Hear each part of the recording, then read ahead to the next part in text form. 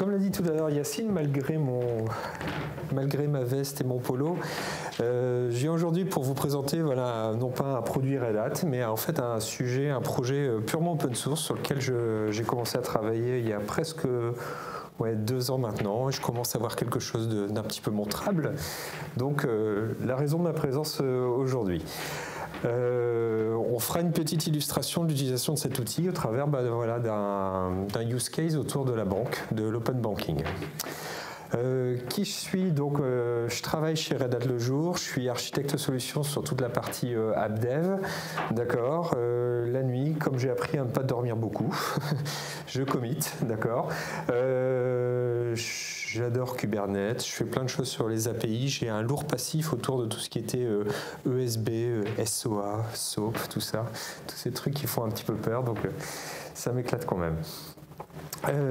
Donc on va parler d'API. Alors je vais pas vous faire peur, mais effectivement les API, maintenant il y en a partout. On peut citer Expedia qui fait 90% de son chiffre d'affaires avec des API, simplement en vendant, en monétisant ces API.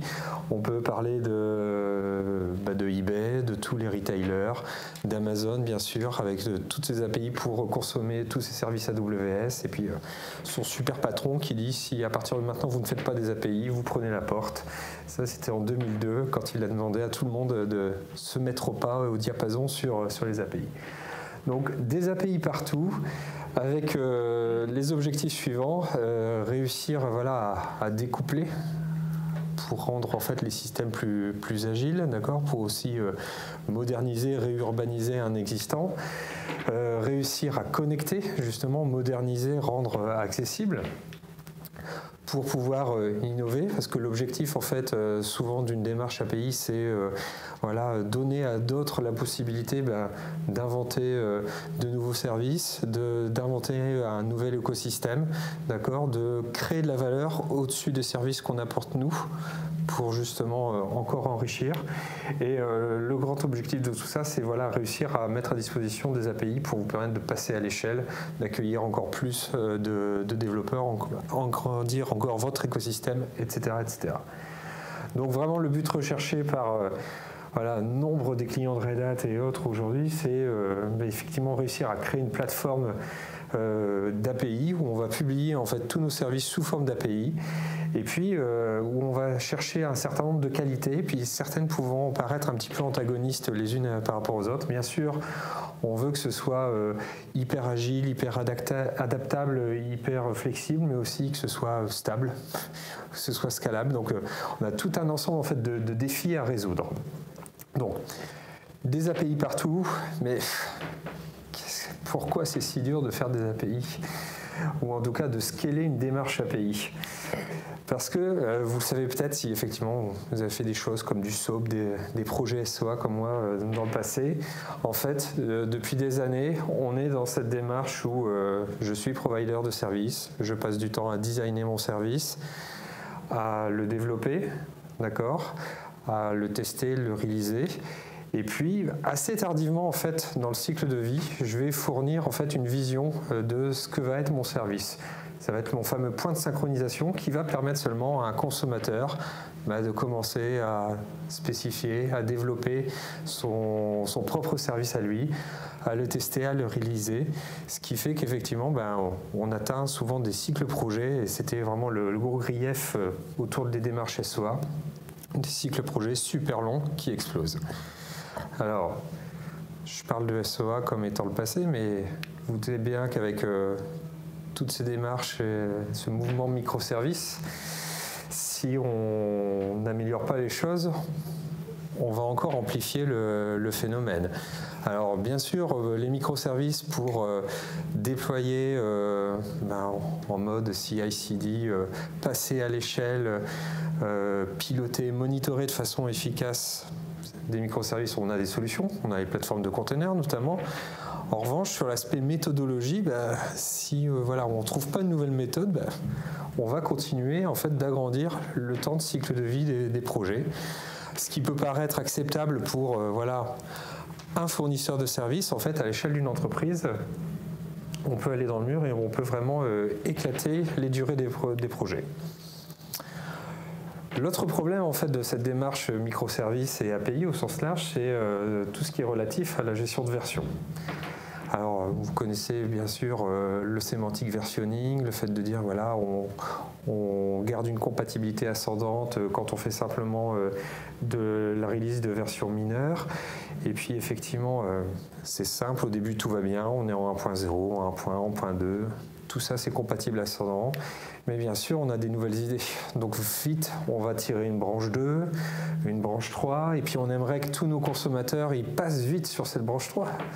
Sauf que ce n'est pas possible, parce qu'ils n'ont pas forcément le même cycle de vie que nous, parce que ce sont des partenaires auxquels on ne peut pas imposer justement toute la vélocité qu'on a. D'accord ? Et donc ça va être véritablement en galère de ces consommateurs les tirer toujours à la dernière version.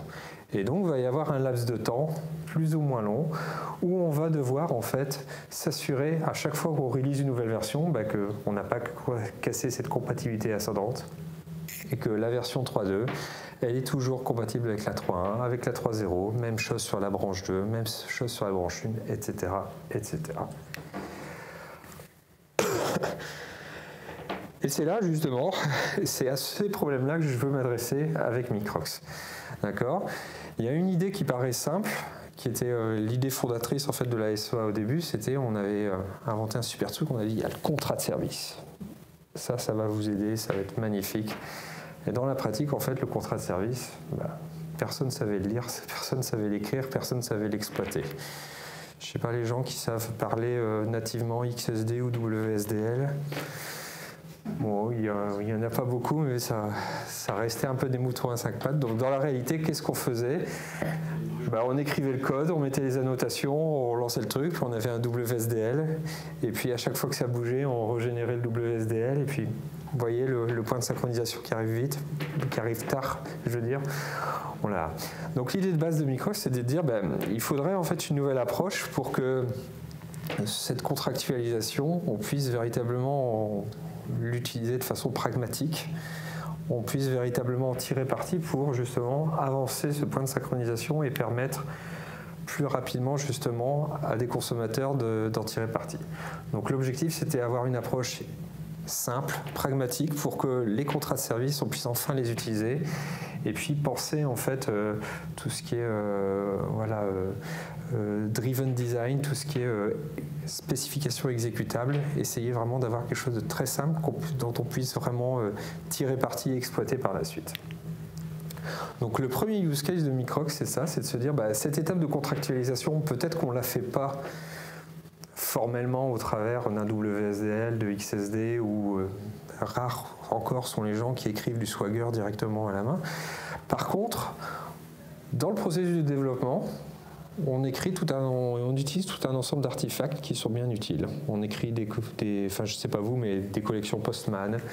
On utilise Insomnia. On utilise peut-être SoapUI. On commence à écrire aussi des standards OpenAPI, des contrats OpenAPI. Et donc le premier use case de Microx, c'est ça, c'est de se dire, en fait, tous ces artefacts qui sont là, vous pouvez les réutiliser facilement. Nous, en fait, on va les ingérer. Et puis, on va en fait générer des endpoints qui vont représenter en fait votre API avant que vous ayez commencé à la coder. Donc, en utilisant en fait ce petit formalisme et ces différentes technos, celles de votre choix, vous allez pouvoir transformer votre contrat, votre collection, votre projet dans un mock live en quelques secondes. D'accord ? Allez, on va commencer la démo là-dessus. Hop. Je vais passer comme ça. Voilà. Alors, déployer ici en fait une instance de Microx. Alors on verra un petit peu plus tard comment ça se déploie, mais c'est hyper simple.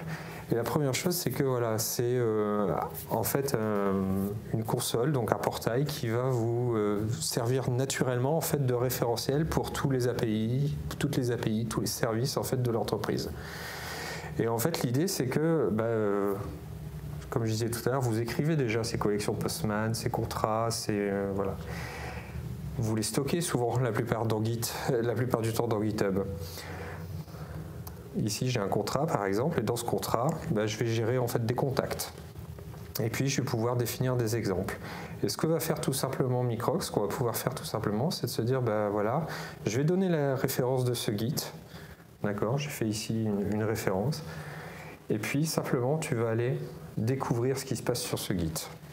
Et donc en fait, quand on va faire ça, on va aller ingérer la collection Postman, la collection Insomnia, découvrir en fait tous les exemples qui ont été fournis et découvrir en fait les services qui sont référencés. Donc là ici j'ai déterminé en fait une nouvelle API, j'ai trouvé ma contact API qui permet de gérer les contacts en version 1.0 et puis j'ai des opérations qui sont disponibles, qui sont là. Pour ces opérations, en fait, j'ai réussi à regarder tous les exemples qui étaient définis dans mon artefact et puis à produire en fait des endpoints live tout de suite qui me permettent de montrer ce que sera mon service une fois qu'il sera développé. D'accord ? Donc comment ça s'utilise ? Imaginons, voilà, je travaille sur une application bancaire. D'accord ? Alors, petite application fictive qui va me permettre d'enregistrer mes contacts, de faire des micro-paiements pour transférer de l'argent vers mes contacts. Aujourd'hui, voilà, j'ai commencé à travailler sur le design de mon appli mobile.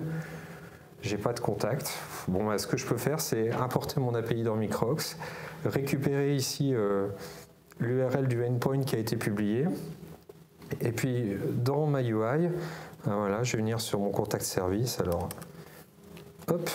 Je vais simplement référencer le endpoint Microx qui a été publié. Voilà, ça y est, je peux commencer à jouer en fait avec les différents exemples qui sont dans mon API. Elle n'a pas encore été développée, mais je peux déjà donner une image de ce qu'elle sera plus tard. D'accord ? Donc, bien sûr, ça je le fais une fois. Je crée mon importeur.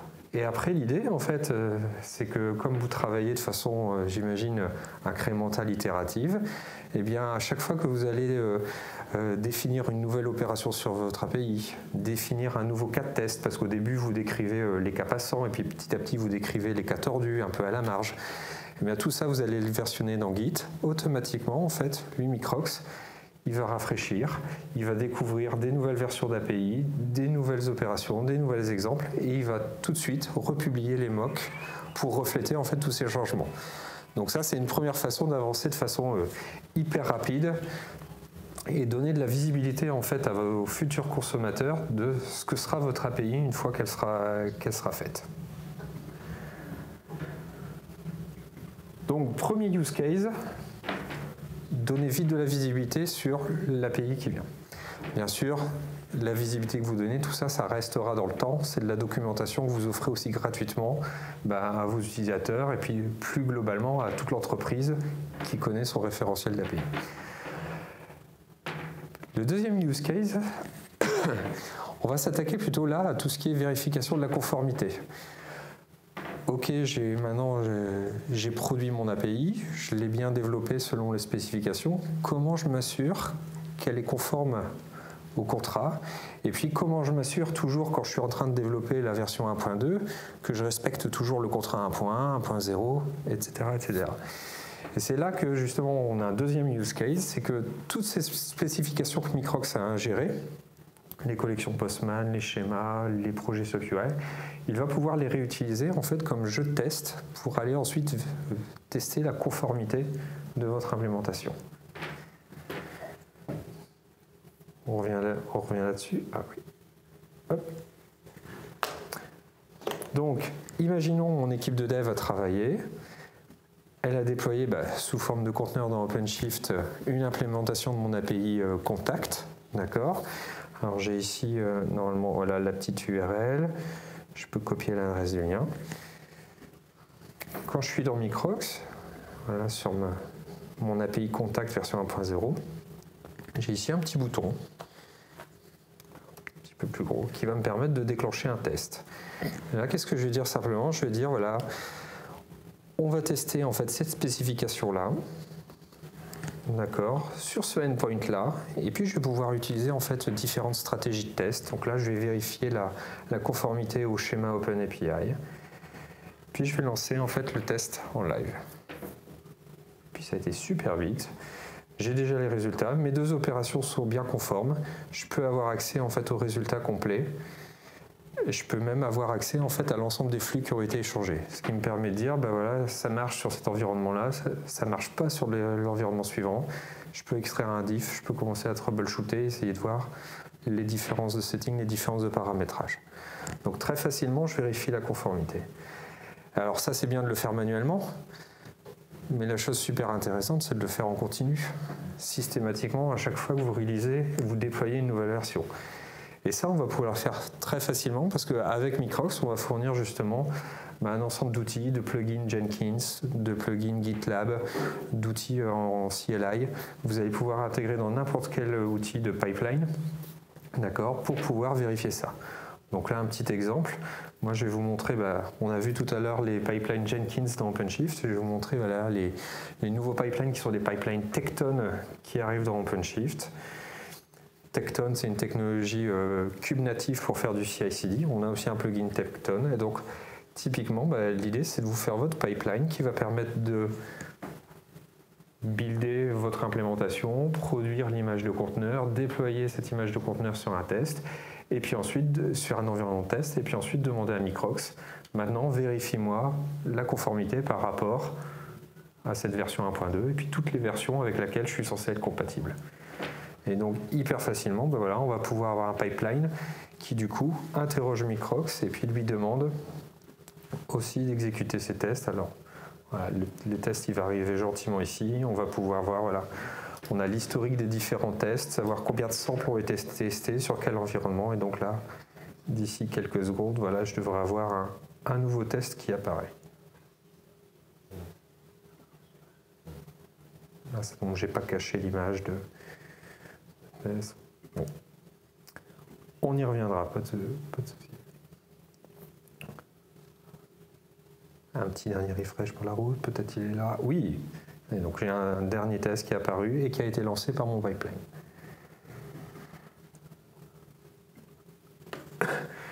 Donc vous voyez l'intérêt, c'est de se dire, voilà, quand je travaille sur des API, ok, j'ai le contrat qui peut me donner vite de la visibilité, puis surtout qui m'assure après, à chaque fois que je vais faire de la release, que je suis conforme, que je ne casse pas ma compatibilité ascendante, je sécurise en fait la totalité de mon pipeline de delivery. Alors on a parlé de stratégie de test. On peut dans Microx en fait exécuter différents types de tests, d'accord. Donc ça va être hyper intéressant pour se dire justement selon l'endroit où je suis dans mon pipeline, je vais d'abord exécuter peut-être simplement des smoke tests pour voir au moins est-ce que mes endpoints et toutes mes opérations ont été déployées. Et puis après je vais passer à un niveau en fait de test supplémentaire où je vais vérifier la conformité niveau syntaxique, et puis je vais même pouvoir inclure en fait des petits snippets soit écrits en JavaScript soit écrits en Groovy qui vont me permettre là plutôt de vérifier vraiment tout ce qui est attente business au niveau de mon API, être sûr qu'elle se comporte comme justement les business souhaitent qu'elle se comporte. Des exemples tout bêtes, c'est voilà, quand je fais une API pour souscrire une assurance auto, je ne peux pas la souscrire si j'ai moins de 18 ans, si je n'ai pas un permis valide, si je n'ai pas apporté tout ça. Ça, c'est de la règle métier qu'on peut translater en petits snippets JavaScript Groovy et inclure dans Microx pour tester tout ça.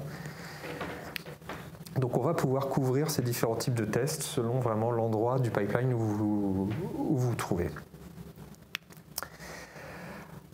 Alors vous l'avez peut-être vu sur le slide, l'idée effectivement, on dit Microx, un outil Kubernetes native, parce qu'effectivement, donc toute l'archi est basée sur des conteneurs. Donc vous allez avoir avec Microx le choix complet du déploiement, une plateforme basée sur un Kubernetes, sur du Docker, sur du Nomad aussi. On a des collègues chez HashiCorp qui se sont amusés à faire tourner Microx sur du Nomad, et on va fournir en fait différents outils pour vous permettre de déployer ça hyper facilement. Bien sûr un opérateur, on a déjà beaucoup parlé des opérateurs, des charts Helm, même un Docker Compose pour faire tourner ça sur votre laptop, sur votre poste de travail. L'avantage en fait de tout ça, c'est qu'on est sur une architecture hyper scalable, donc pardon. Vous avez besoin en fait de puissance d'exécuter beaucoup de tests. On va scaler le nombre de pods de Microx. Par contre, personne ne lance de tests. On va revenir à un minimum. On va pouvoir en fait avoir un scaling différencié en fonction du type de test lancé, en fonction du type de sollicitation fait sur la plateforme. Chose importante en fait, effectivement, on est dans l'opérateur hub. Donc si vous avez un cluster OpenShift, c'est aussi simple que de faire opérateur hub, marketplace et clic-clic. On installe, je crois que c'est 2 clics pour installer Microx et avoir un premier jeu d'essai pour vous permettre de jouer hyper rapidement. On doit avoir une CRD avec simplement 2 champs à compléter. Et après, en fait, on assume un défaut et on fait effectivement l'installation de cette façon hyper facilement. Sur OpenShift, mais aussi sur un Kubernetes Vanilla standard.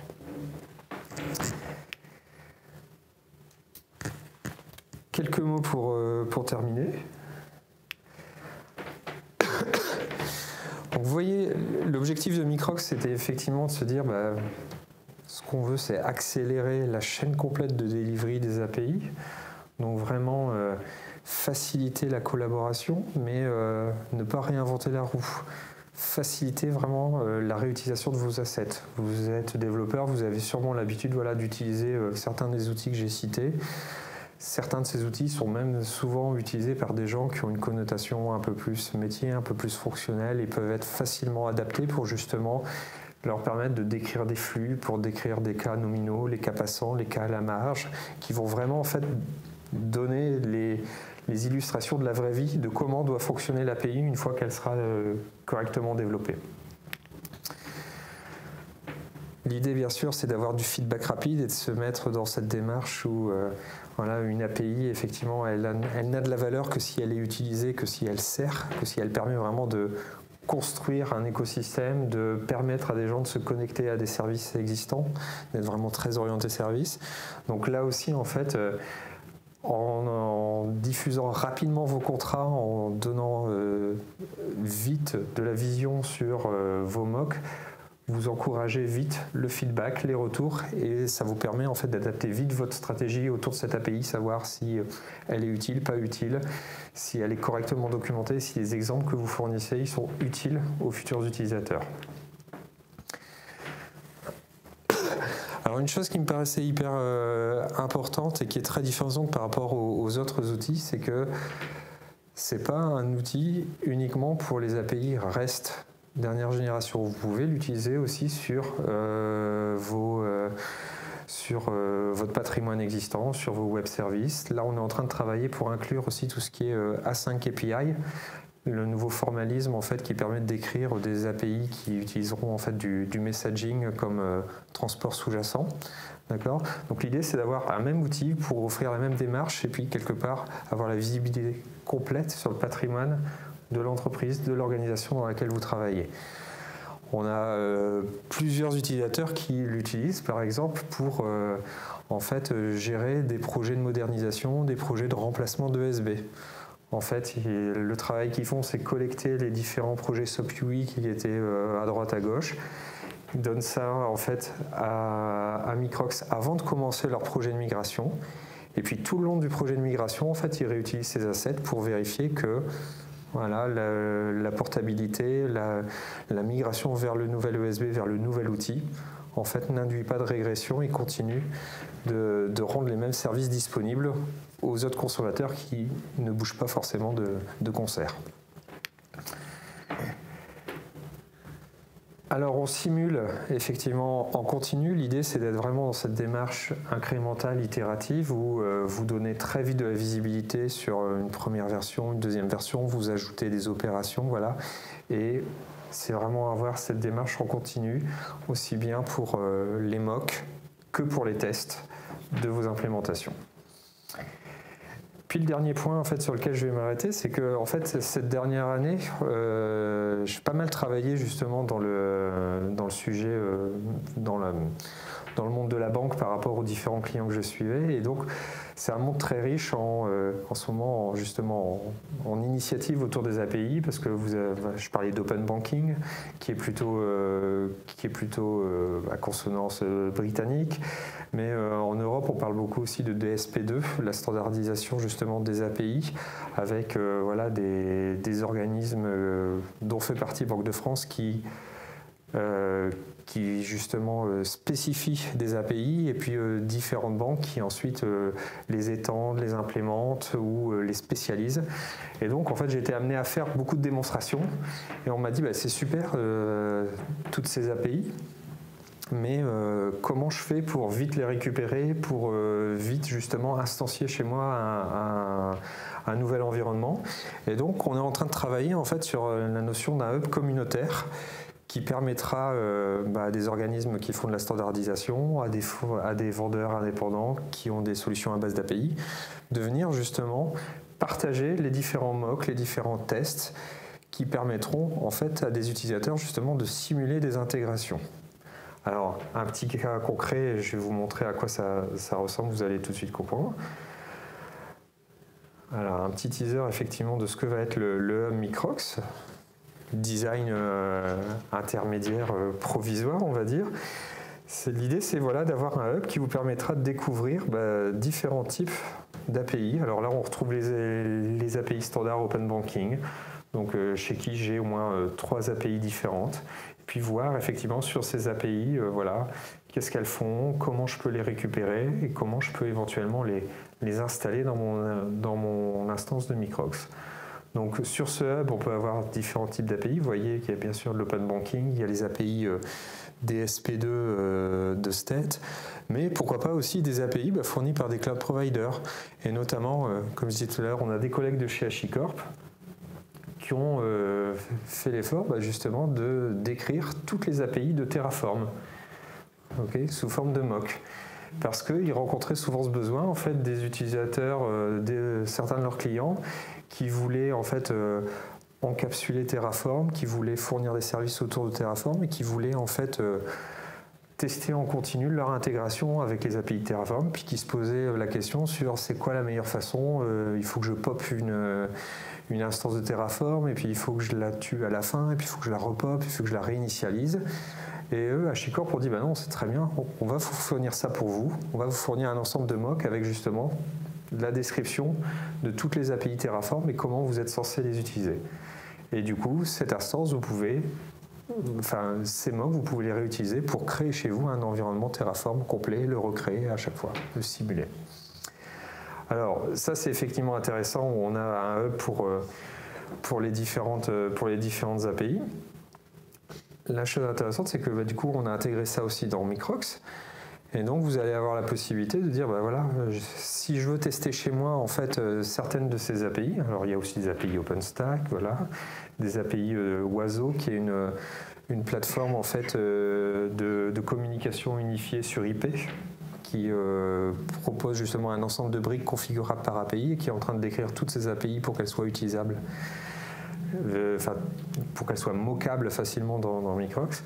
Et donc, je vais pouvoir très facilement dire, voilà, je récupère le standard Open Banking, et puis moi, ce qui m'intéresse, c'est cette API, voilà, qui me permet d'accéder à toutes les informations sur les acomptes, et sur les comptes et sur les transactions. Puis, je vais pouvoir, voilà, l'installer en fait dans Microx très facilement. Je vais faire un import directement. Hop, ça y est, c'est importé. Donc, c'est importé, ça veut dire que ici, dans mes services, dans mon catalogue, j'ai le standard Open Banking API qui a été importé, avec l'ensemble des mocks qui sont exposés, l'ensemble des exemples qui sont disponibles, avec des endpoints pour y accéder. Je n'ai pas besoin d'attendre que quelqu'un me recrée chez moi un environnement Open Banking. Je peux prendre cette URL et puis, comme tout à l'heure, me dire, voilà, si je veux étendre mon application mobile et puis maintenant faire en sorte qu'elle puisse parler Open Banking, je peux prendre cette URL, la coller, voilà, je vais simplement décommenter ici, et puis me dire, ça y est, mon application mobile, elle sait parler Open Banking, elle peut aller consulter les comptes Open Banking, elle peut avoir le détail, voilà, des comptes, des produits financiers utilisés en utilisant le dialecte Open Banking. Très rapidement, je me suis remonté à un environnement complet. OK ?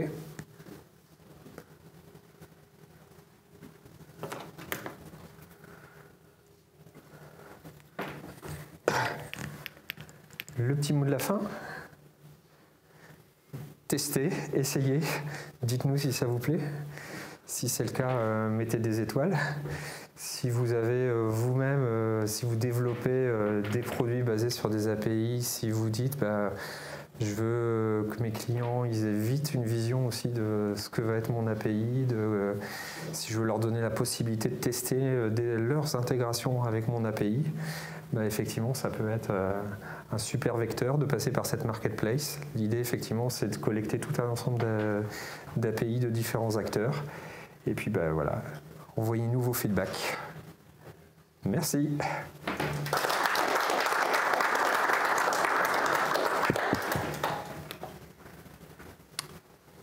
La traditionnelle question. Est-ce qu'il y a une question? Ah, voilà. On y arrive.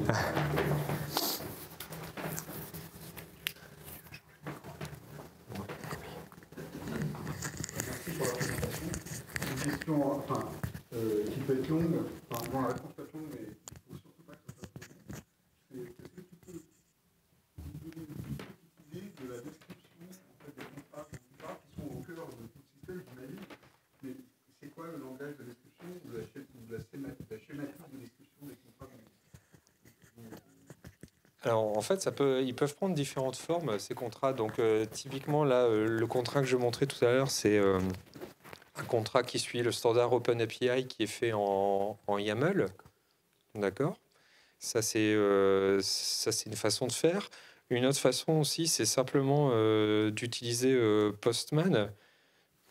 Postman qui est en fait un outil WYSIWYG qui permet de décrire simplement voilà le header HTTP, voilà le body HTTP de ma requête, voilà le type de réponse que j'attends en retour. Donc voilà, dans Postman, on peut simplement déclarer des choses comme ça et puis travailler simplement à la description de la payload. Ensuite, là, dans les icônes, j'ai Happy Curio, ici le petit A, qui est un autre projet en fait communautaire Red Hat sur lequel je commit aussi, qui est en fait un studio WYSIWYG qui permet là de se dire bah voilà, j'ai pas à faire du YAML, j'ai pas à faire du JSON, mais simplement à plusieurs en mode collaboratif, un peu à la Google Docs, je peux créer mon contrat d'interface en décrivant justement mes opérations, mes verbes, en important donc mes data, mes data modèles. Donc voilà, ça peut prendre différentes formes. C'est bien sûr extensible. Vous pouvez créer vos propres importeurs pour dire, bah voilà, si moi mes contrats, j'avais l'habitude de les écrire dans un wiki en Markdown avec un formalisme spécifique, pourquoi pas? Bah, j'écris mon importeur custom et je fais en sorte de faire rentrer ça dans Microx. L'idée, c'est vraiment de ne pas imposer en fait un énième format, de se dire il y a plein de formats de contractualisation. Il existe aussi le RAML qui était plutôt poussé par SmartBear, voilà. Mais globalement, on peut tout ingérer. Ça répond bien? Ouais. Ouais, et la chose intéressante avec Happy Curio, comme je participe aussi à ce projet, c'est que c'est interconnecté. Donc, vous êtes vraiment en mode WYSIWYG, vous définissez votre contrat, vous appuyez sur Publish, et en fait, c'est publié automatiquement. Et on a une synchronisation bidirectionnelle entre les deux. J'ai une question, c'était sur les types de tests que tu as décrits, des tests smoke test jusqu'à des tests business. Est-ce qu'on pourrait imaginer aussi faire par exemple des choses comme des tests de performance à partir de là pour pouvoir stresser une API ou Alors, pas directement, c'est-à-dire que c'est pas Microx qui va faire les tests de perf. En revanche, on a des utilisateurs qui utilisent Microx dans le cadre de leurs tests de perf. Je m'explique.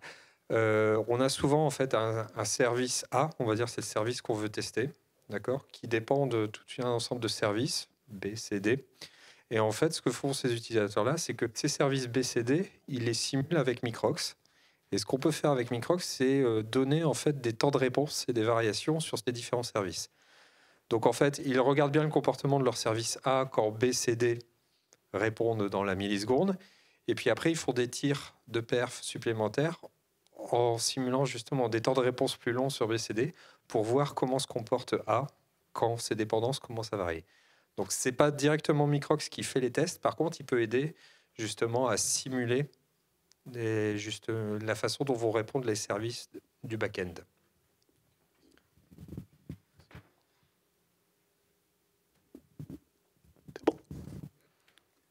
Bon, merci beaucoup Laurent. Merci.